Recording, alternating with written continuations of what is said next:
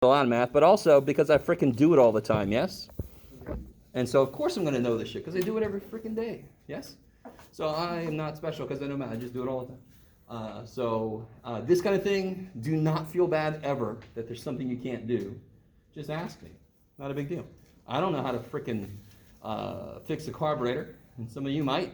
I don't know. So you put me in front of a car and say, fix it. I'm like, I know the theory about why engines work. That doesn't really help me when it breaks down. Okay. The first two problems are related. Holy crap, this thing, every time I move it there. No, it doesn't. Come back, there we go. See if it freaks out. These two are related. In both of these, like in this one, if that radical wasn't there, it would kick so much ass. If that square wasn't there, it would kick so much ass. It would be nice. Hopefully everybody agrees with me. If I had this problem, 3 minus 2x plus 2 equals 6. Okay. Everybody, I desperately need everybody to go. If I gave you that problem, you're like, okay, sweet. Give me more of that shit, right? Unfortunately, it's not what we got. So on this one, I don't like that square. You could FOIL this. You totally could. Yes? And a real quick word about that. How do you do x minus 7 times x plus 3? Yeah, that's a straight thing. How do you do that? Yes? You do x times x, making it x squared. And then you do x times 3, 3x. Negative 7 times x is negative 7x, and then negative minus 21. Yes, so let me see if you guys understand what I'm about to say. I don't have to think FOIL. Nobody does. Just FOIL becomes a quick way for me to reference this. We don't need. I wish we never taught FOIL. I wish to God. Because every time we make something up like that, it communicates to you that you need it. That this is too hard unless you know FOIL. No, this is bullshit. All this is if I have something sitting in front of something else, I distribute, correct? Well, I got two things sitting in front of x plus 3, so the x gets a turn to distribute, and the negative 7 gets a turn to. I don't need FOIL. It's just repeated distribution. That's all it is. And FOIL goes to shit the minute the other dude has got 3 things in it. Then I need, like, middle. So then it would be whatever the shit. So I don't need it. It's just repeated distribution, yes? Okay. Now, what about this?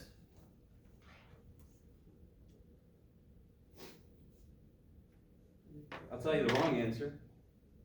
Here's a wrong answer. Here's a wrong answer. Why are those wrong? Because what does a square mean? If I square something, what do I do with that thing? Times itself. Multiply by itself. So I have to write that twice, and then I have to FOIL like we just did. So very quickly, what is 10 minus 7 squared? Why is that easy? 3 squared. 3 squared, right? So it is not 100 minus 49. It is not 51. 3 squared is not 51. 3 squared is not 149. You have to do the inside first. So here I cannot do the inside first. So then I just do what this tells me to do, which is write it twice. And then I can FOIL it up. Okay. Shut up. Okay, I like it. By the way, this is a good point for me to remind you. Today is review, so there's going to be a lot of ideas, just kind of, not every day will be like this. Once we're through the review, you can focus on a topic, yes? So don't think the whole class is going to be me, and then this, and then this, and then, holy shit. So here, I could FOIL this. I could write it twice and FOIL it. You'll eventually have to factor. There's a much better way to do this specific problem. And again, I just wish that square wasn't there. So eventually I want to take what to kill it? What kills a square? Square root. I don't want to do it right now because I can't square root something plus something if I can't combine those. So what do I want to get rid of first? It's freaking plus 2. So if I subtract 2, I'll be able to attack that square directly. So there's one little thing. I saw somebody out there in the wild do this without me having to say I like that. If you take a square root, what do you have to put down in front of the square root of 4? plus or minus. Why the shit do you have to do that? Well, okay, let's talk about that for a minute. What squared is 9? 3 or negative 3. Yes? So if you take a square root, if you don't put plus or minus, you are losing an entire answer. And very quick, so I'm saying if you do this, you immediately put plus or minus. So let me show you a different way to solve this problem. Jeff, there you go, buddy. Couldn't I do this? Right? And then what can I do with this? Everybody's favorite? And you don't have to do this, obviously. Yes, we got the answer earlier, plus or minus 3, right? I know we did, but I just want to show you another reason why. I can subtract a 9. How does this guy factor? This is what I call a thank God problem. Because it's a difference of squares, right? So you just cut everybody in half, plus minus. X squared becomes x times x. 9 becomes 3 and 3, and then you put minus plus or plus minus. So this would be 3, while this would be negative 3. So I'd much rather do this, but you just got to remember, when you do a shortcut, very often there's something you have to kind of know. In this case, it's plus or minus has to show up. Okay, maybe. So let's come back to this. So I'm going to put my plus or minus right now. So I get 3 minus 2x equals plus or minus 2. So the way to do this problem is to write this could equal 2, or this could equal negative 2. And I just got to solve those two equations. And those are easy. I have no qualm saying it. Subtract 3, I get negative 1 divided by negative 2, I get 1 half. Subtract 3, I get negative 5 divided by negative 2, I get 5 halves. I have faith that you can solve those two, so I just did it real quick. Okay. You guys, is that better? Is that? I took the long way. That's fine. So you did it and you factored and you got the same answers? Yeah. Okay, beautiful. So on a test or something, you don't have to remember the way that Jeff did it. You just do it what you think at the moment. But there are very often these shortcuts you can take. Now, I want to do something very similar there. So notice what I did here. I isolated the term that had my x in it, and then I freed it up. So I can do the same thing here. So it's the very first thing I want to do. Yeah, so when I teach this, I call it how to be a tyrant of a country. So you isolate the radical elements and then you kill it, right? So you have some people rising up against your tyranny, so you isolate them and you kill them, right? So these are obviously not life lessons. This is math lessons. Yeah, so don't apply what I say in here to life. So the very first thing, subtract 2, so I can isolate where the x is, and then I can just do what to both sides? Square. Kick ass. Die. So I get 3 minus 2x equals 16, and then that kicks ass. You guys agree there? Mm-hmm. Subtract 3, I'm just going to give you the answer. That's 13 divided by negative 2, so it's negative 13x. Is that cool? Mm-hmm. Of course, every single problem we're doing, how do I check my work? Just plug in. So we're not going to, you just plug it in to make sure it works. Okay. How are we doing so far? Is that decent? So that's kind of like a step up from just solving basic equations, because I am assuming we are cool with this kind of problem here. Right? 3 and 2 is 5, subtract 5, divide by negative 2. That we need to know. If you're not comfortable with that, come see me, and I will help you.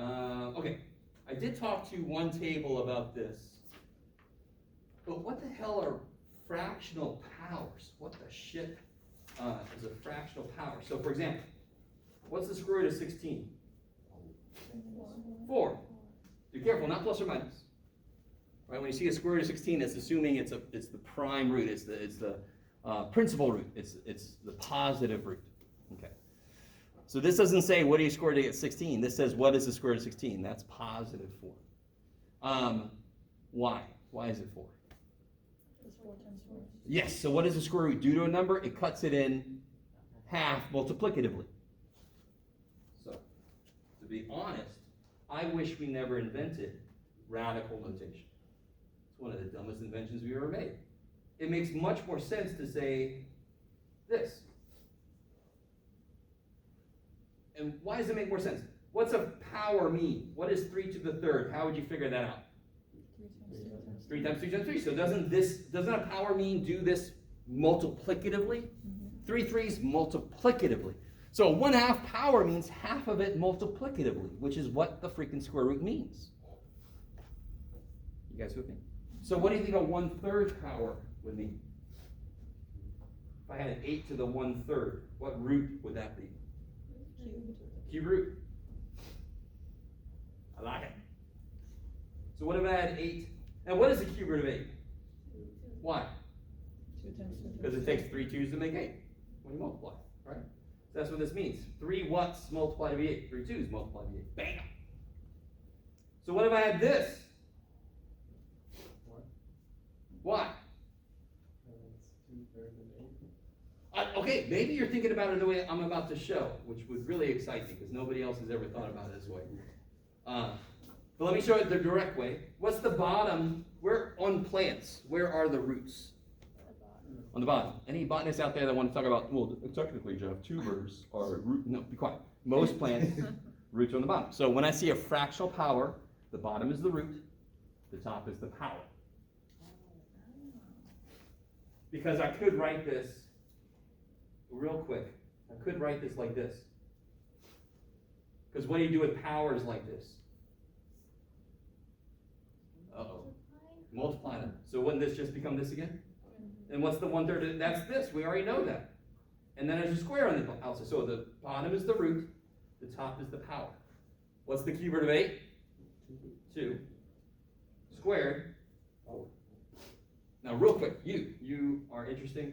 You're like, yes, I want to show you a slightly different way to do this. Break 8 into thirds multiplicatively. What do you get, of course? 2 times 2 times 2. Take 2/3 of those. What's that? 4. Holy shit, there. Holy shit is right. Math has to make sense like that. We know 2/3 of something. We know what that means. So this is 2/3 of something just multiplicatively. So it works the same freaking way. Break it up into 3 parts and take 2 of those parts. Maybe? Are you guys all right? Some of you guys are looking like, I don't know about you. All right. So again, this is the cube root. So this would be the cube root of 64 squared. What does it take 3 of to multiply with 64? 4. 4 squared, 60. Kabam. Okay. All right, one of our favorite problems is this one. This is, of course, you just freaking covered up the problem. That's good job. Kabam. This is like the grammar of math. Anybody know a second language? Or yes? What's the hardest thing to learn about that other language? It's the vocabulary is basically memorization, but the hardest thing to me is probably the grammar. Maybe, yes. Other, so we say white house. Other languages would say house white, because house is the important thing, and then, so this is basically really shoving in your face the grammar of math. And what's going on here? What do I have to be cognizant of? What's the thing here? PEMDAS? There's a bunch of yes, PEMDAS, order operations. PEMDAS, remember what that stands for? Parentheses, X. No. Remember, I'm sorry, the saying. Oh. Please excuse my dumbass son. Yes. Or dear Aunt Sally, whichever way you want to say. Okay. So, like you're starting to say, P is parentheses. Is there anything to do in any parentheses? Yes. So I'm going to do that first. So real quick, PEMDAS should not be written like this, because it could have been written like this. Can somebody say this one? Yeah, you sound drunk, right? Okay. So we just chose to say PEMDAS instead of PEMDASA, right? So it should be written like this, because these are equally important. Multiplication does not come before division. You do it as it comes. And I'm really sorry if you had a teacher that taught you multiplication comes, because they are out there, and they need to stop teaching. And so I'm really sorry. They were wrong, and they hurt you, but we're okay. We're gonna heal. So first thing I want to do is here. I'll just do that for us. The other big mistake I see, can somebody tell me in the original problem, what's the only number that would be on the bottom?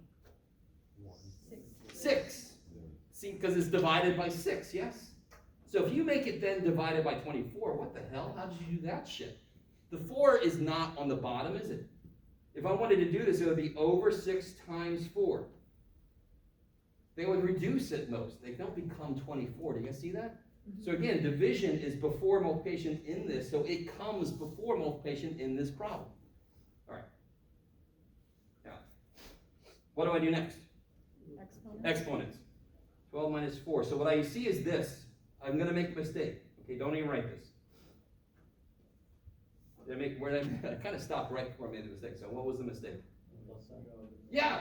What's the operation between the 4 and the negative 3 squared piece to begin with? Multiplication. Now what is it? That's some water in the wine shit, right? Or some Harry Potter shit. We can't do that. Okay. None of us are deities or magical beings that I know of. If you are, that's great. I'd love to see some shit, but all right. So I have to maintain that operation. So now what's the next thing? What's the last thing I'm going to do? Looking at the operations, I got division, multiplication, subtraction. What's the last thing? Subtraction, because it's at the ass and depend ass. Yes? So what's the next thing I do then? I just got this big chunk, right? Mm-hmm. So 4 times 9? 36. 36 divided by 6? 6. 6 times 4? 12 minus 24? Yeah, if I'm 12 up and I dig 24 feet down, I end up 12 below ground. If I have $12 and I owe you 24, I can pay you up to where I owe you 12. Right? There's a bunch of different ways to look at that. Oh my gosh, how much? Okay. You guys doing all right? It's just jam-packed. And this one, I meant to ask this earlier, but I have a feeling that either these guys or this one might be somebody's vote for worst problem on here. I don't know. I don't like that one. Okay, you're gonna love this one after this. Watch this. You need to be able, the people, all right, let me do something. Oh, Jesus. All right, come back to me. No, come back to me. You went the wrong one. There it is, okay. The people that are able to break a problem down into its parts. Now, I just was naturally able to do that. That's why I had a lot more easier time with math. There are people that can't naturally do that. They just have other talents. But I noticed this problem. I'm like, okay, that's a part of it. 6 over 15. If I said, simplify this, wouldn't you go, oh, shit, yeah. How do you simplify 6 over 15? Close 3 out. Yeah, kill a 3, right? So it'll be 2 over 5. All right, part of the problem's done. What does a negative power mean? Yes, I see somebody doing it just means flip. Does anyone remember that? Negative power means, does anyone know why? That's a better question, right? Don't just do it because I said to. Why does it make sense? Fractional. Why is it fractional? It's 1 over 12. No, careful. Okay. It's 1 over 12x's. So, watch this. I need some room. Okay. Let me give you this problem first. A little quick problem. What's x to the 7th divided by x to the 5th? Good, because there's 7x's divided by 5 die, there's 2 left. So the shortcut is subtract the powers, right? Whoop-de-doo, Jeff. So what's x to the 7th divided by x to the 8th? X to the negative 1. 7 minus 8 is negative 1, correct? But what is it also, isn't it? Oh shit, why did you pick 7 and 8, Jeff? Oh my god, what is that? There we go. Oh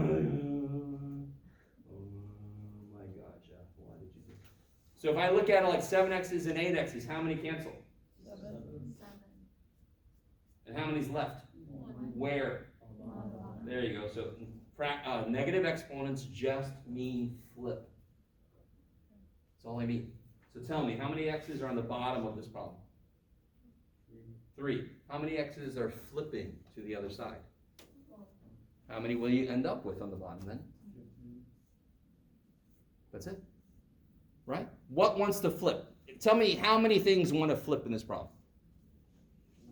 You guys see that? 4 of them. 4 things want to flip.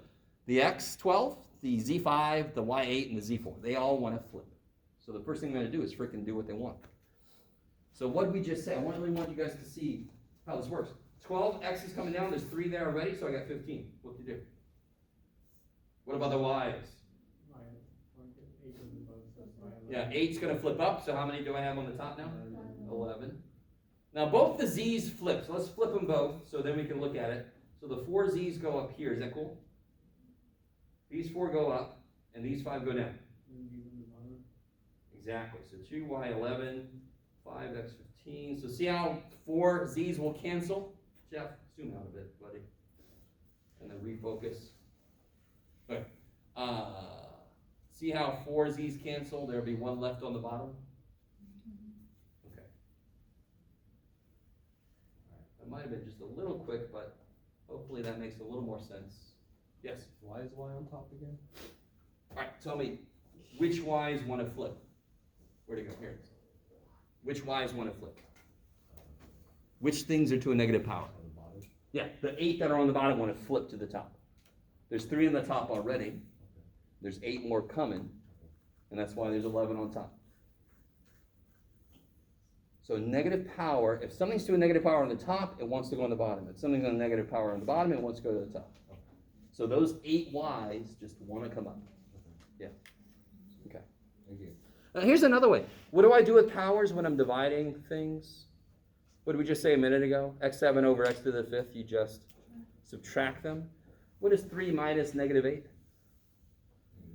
No, 3 minus negative 8. Minus and negative is plus, right? The 2 negatives cancel. 3 minus negative 8. 3 plus 8, 11. Positive 11, that's why it's on the top. So there's another way to look at it. But to me, it's so much easier just to think flip instead of trying to remember minus and negative, right? Okay. Maybe. Yes? You said 3 minus 8, and then you said it would be 11. Would that scenario always work in the situation to whichever answer? Yes. So let's look at the y. Let me get a fresh one. So here, 3 minus negative 8, because I subtract powers when I divide, right? That's 11, so there will be a y11 up top because it's positive. What about this? Negative 12 minus 3 for the x's, right? What's negative 12 minus 3? Negative 15. That would flip. There should be 15 x's on the bottom. Kabam. Okay, maybe? So there are multiple ways to kind of do it. I'm trying to show you the way that'll make it quicker. Do you have another? Yeah, Yes. could you just go over the z real quick, how you got it, just that? Oh. Stay on the bottom. All right. You're cool with the 4 up here and the 5 down there? Yeah. Okay. How many z's cancel? There's 4 up here, 5 down there. How many's left? One. Where? On the bottom. Yes, done. Oh. There you go. That's it. Yeah, I love it. So I'm not guessing. I'm not just, it's just, of course there's 1 left on the bottom because that's where more of them were. One guy's going to stay alive. 4 kill each other. And this guy's like, all right, shit. Right? So he's still down there. And if it's negative, you just bring it up. Say again? If it's a negative, you just bring it up. I'm sorry, sir. If it's a negative, you just Yeah, bring it up. if it's a negative, it wants to be on the other side. So here's a really silly thing. If it's negative, it's sad. If it's up top, it's I don't want to be, so put it down, now it's happy. If it's on the bottom, oh good, and then put it on, I'm happy, like bunk beds or something, right? Okay. All right, so here's what I'm pretty sure is everybody's favorite part. And just so you know, I did put up in our Canvas shell, what's it called, factoring methods handout. Let me show it to you real quick. Let's see if I can switch between these two seamlessly. Yes, good. Factoring methods handout. It's up here in the Canvas shell, and it might even load in someday.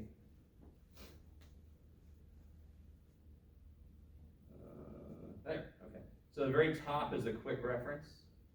Do these sound familiar? Greatest common factor, grouping, trial and error. This might sound familiar, but that's what I call it when I teach it. And then difference of squares. And then it goes through each one with an example, each thing with an example.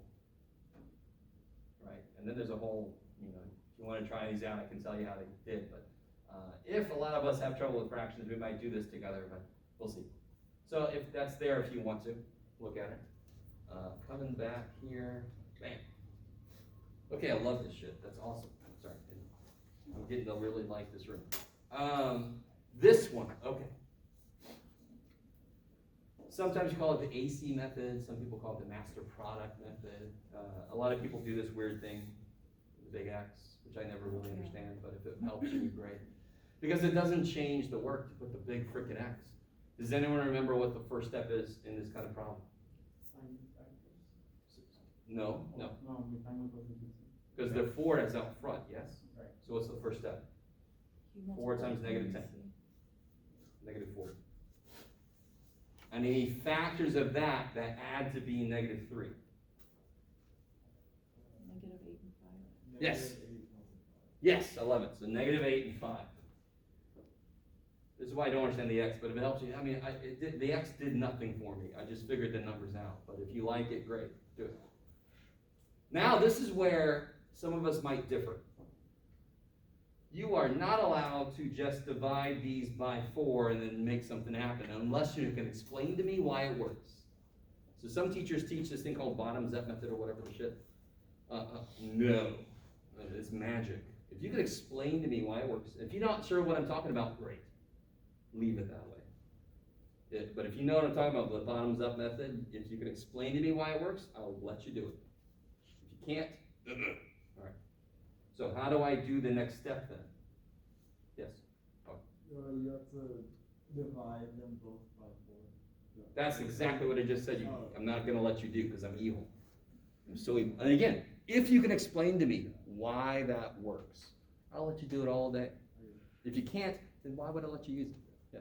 Okay. Yes? You start looking for grouping, or Yes, you yes, turn yes. it into a 4-part problem. Yes. So I can break the middle term up into minus 8x plus 5x. Have I really changed the problem at all? No. No. And those numbers, there's a lot of ways to make negative 3. I could have made it minus 7x plus 4x. But then grouping wouldn't work. That little thing we did over there, get the 8 and the 5, that guarantees grouping will work. And then grouping, hopefully everybody's cool with it. What comes out of these two? 2x, 4x? 4x. Yeah, there you go. What's left? X minus 2. Is that cool, everybody? You guys all right out there? All right, if I take a 4x out, 4x squared divided by 4x is x. 8x divided by 4x is 2. Plus, what comes out of these two? 5. 5. 5x divided by 5 is? Yeah, and 10 divided by 5 is 2. And what tells me I'm on the right track? With like terms. These two are the same. If they're the same, they can come out. So I can take an x minus 2 out, and what's left? 4x plus 5.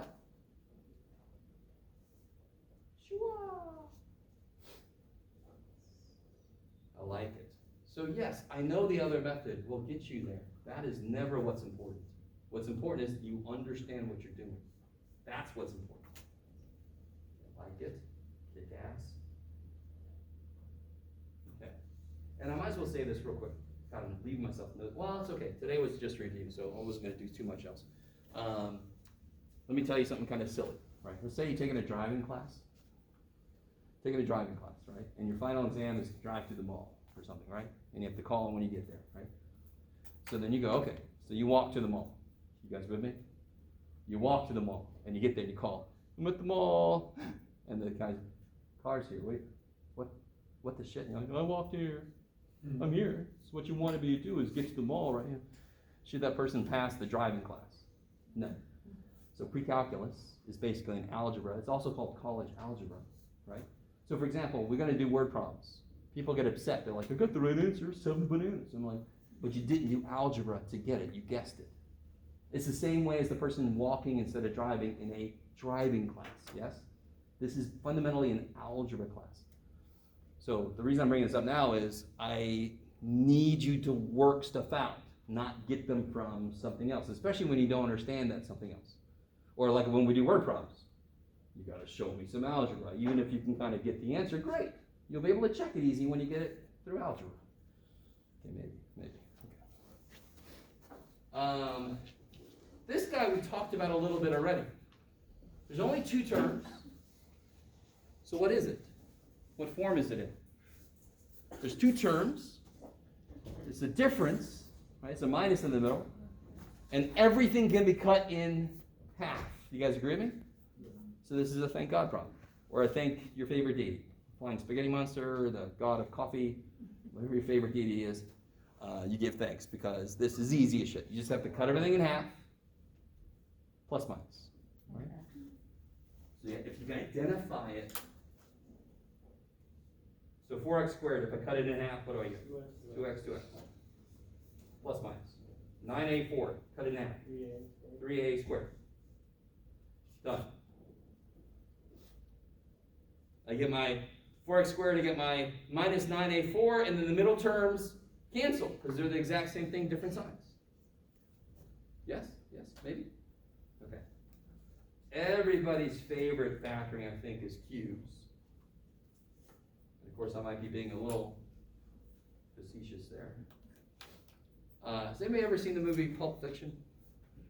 Anybody? There's a famous scene where the terrible thing happens in the back of the car and they have to call somebody in. Yeah. I think his name was the Wolf. But what was his job? He was the cleaner, right? If you've never seen Pulp Fiction, it's not a prerequisite for the course. Okay? You don't have to go watch it. It's okay. You should. It's a great movie, but you don't have to. It's a little violent, so it's okay. You don't have to.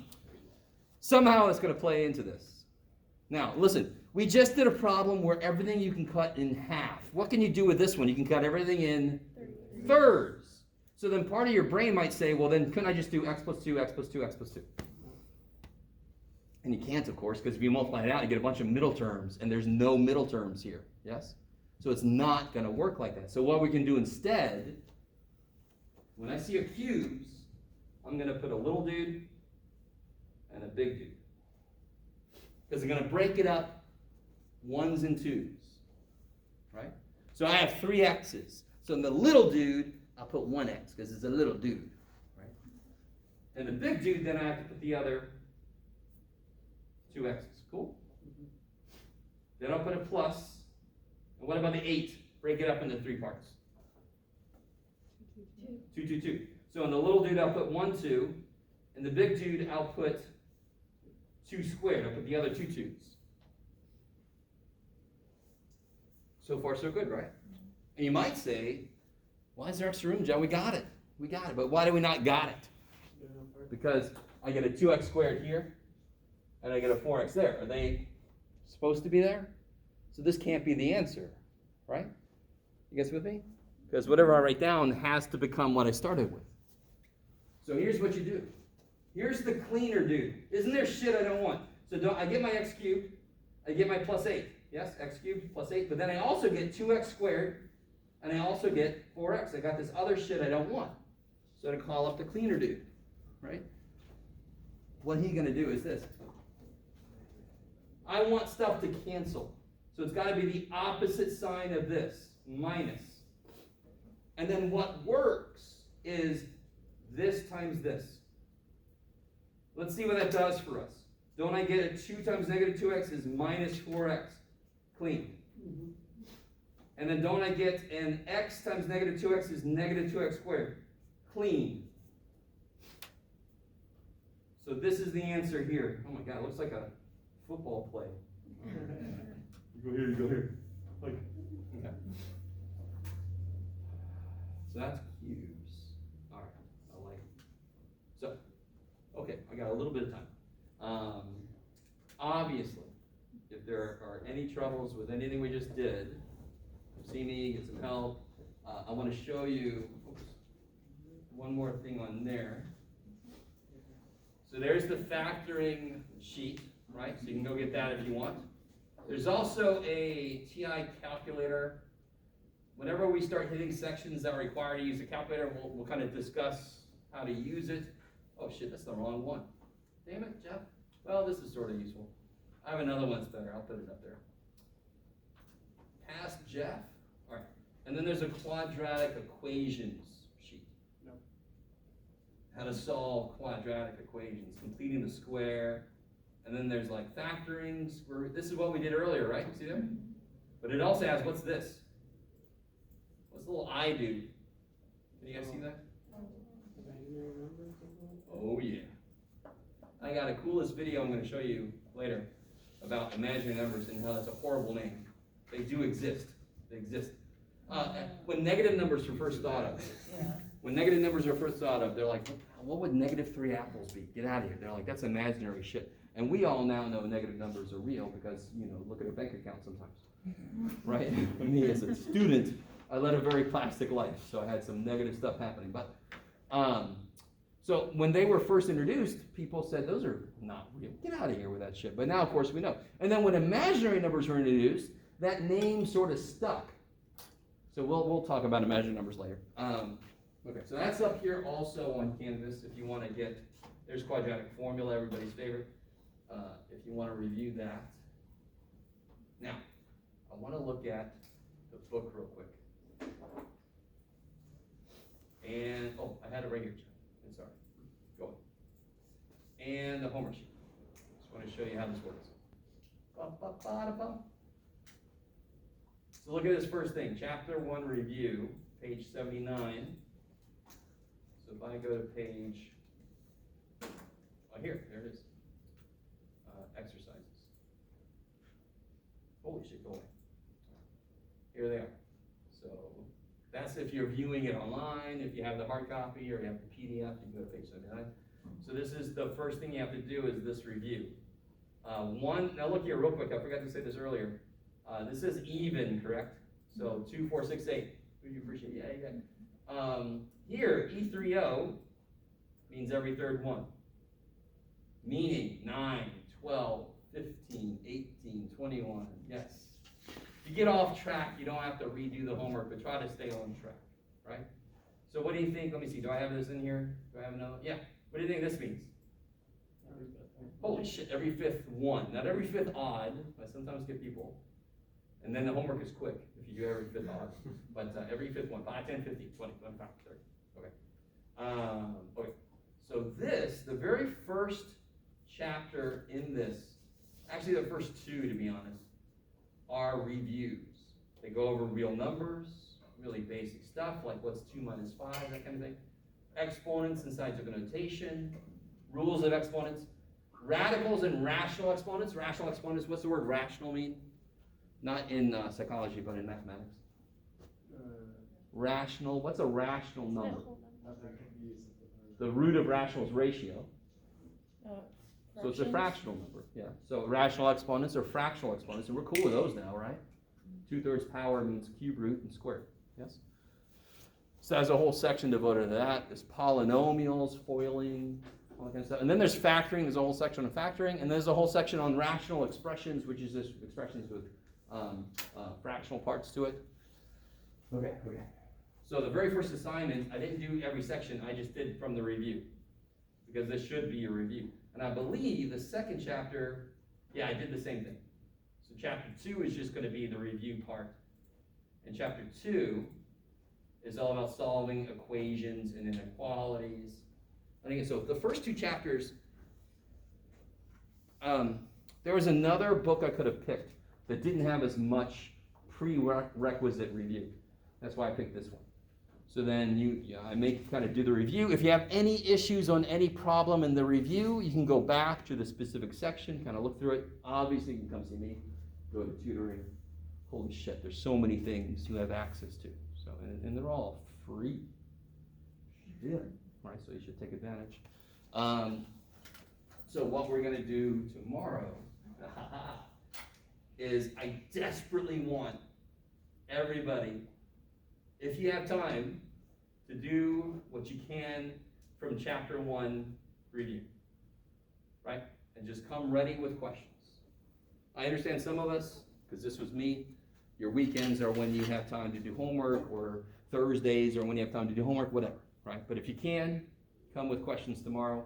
Well, I'll do that first. Every class session, I'll have a time for questions, and then we'll get into new stuff. So I have chapter 1 questions, and then we're gonna get into chapter 2, right? Any questions about, I've thrown a lot at you today, so any questions about anything so far? I think we're, So is the homework due like paper, it's not due online on Canvas? exactly, thank the Okay. gods, oh my God. Grading online sucks so bad. If you liked it, too bad, I don't care. You're gonna turn your paper in, you're gonna do the work, it's incredible, you're gonna write it all out, you're gonna turn it in, right? And listen, what day is it due so it's not late? By the day of the test, right? That's when it's not late. When should you give it to me? Any homework, when should you give it to me? Whenever the hell you're done with it, right? Immediately give it. You don't have to do all of like chapter 3 homework and then turn it. You can give me section 3:1, section 3:2. Because the more you give me quicker, the more I have time to kind of like grade them and give them back to you. And then you have time to study from whatever I do with that, whatever notes I put. So please turn them in. The minute you get it done, give it to me. The minute you get it done, give it to me. Just put it on my desk at the beginning of class, at the end of class, whenever the hell, give it to me, right? And then I can quickly get it back to you. Is that cool? Anything else? Any other questions? All right. I know today was a little frenetic. There's always a lot to do at the beginning of a pre-calc class with review. And through the whole semester, we're going to sort of review as we come back into topics. So just feel free to ask anything that you need some refresher on. Because trust me, if you have a question about something, at least 10 other people have the same question, and you can be their hero, right? You can be their hero if just for one day. You can be their hero. That's enough. I'll see you guys tomorrow. Yes.